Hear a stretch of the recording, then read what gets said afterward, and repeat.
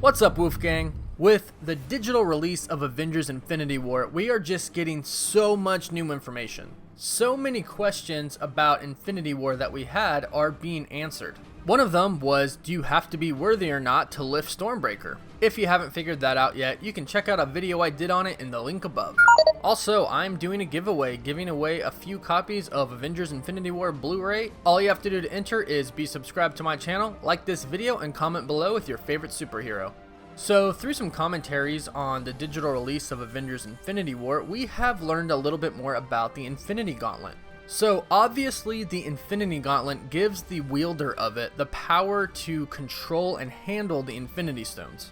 As Eitri says in Infinity War, it's a device capable of harnessing the power of the stones. As we learn in other movies, such as Guardians of the Galaxy, the stones are simply too powerful for just anyone to be able to control. You have to be an extremely powerful being to even just hold one. Which is why you see people like Ronin infuse the stones with an object, and even then it's still super hard to control. So imagine more than one stone. Imagine if somebody tried to hold two stones at one time. No one could really do it. No one in the MCU, at least right now, could do it. Thanos is the only person, and it seems fairly obvious that even he himself cannot handle them all at once, which is why he has Eitri form him the Infinity Gauntlet. So with the ability to harness the power of more than one Infinity Stone, you're pretty much unstoppable. The Power Stone alone has the ability to wipe out worlds. So with Thanos possessing such great power throughout the whole entire movie,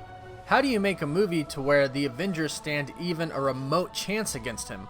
The way you do that, according to writer Stephen McFeely, is you create a small physical rule that allows the Avengers to hang in the fight. So there's a catch, and that catch is Thanos has to close his fist in order to use the power of the Infinity Gauntlet. This was a choice that the directors made as sort of a bare minimum requirement for Thanos to use the stones, because without that, there really is no fight. In the comics, it's pretty much, if you think it, it happens. An example of this is in the Infinity Gauntlet series where Nebula wields the Infinity Gauntlet.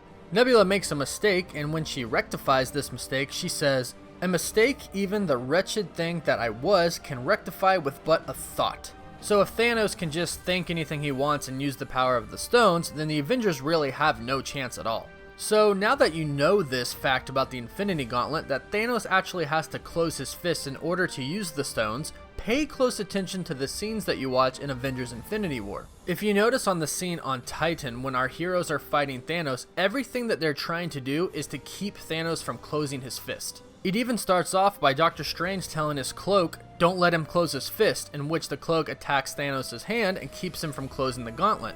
Everything from Doctor Strange sending his cloak at him, to Spider-Man webbing his hand up, to Iron Man putting a device on the gauntlet that doesn't allow him to close it. It's all an effort to keep him from closing his fist so he can't use the power of the Infinity Stones. So this was the only reason that our heroes really even had a remote fighting chance when they were fighting Thanos.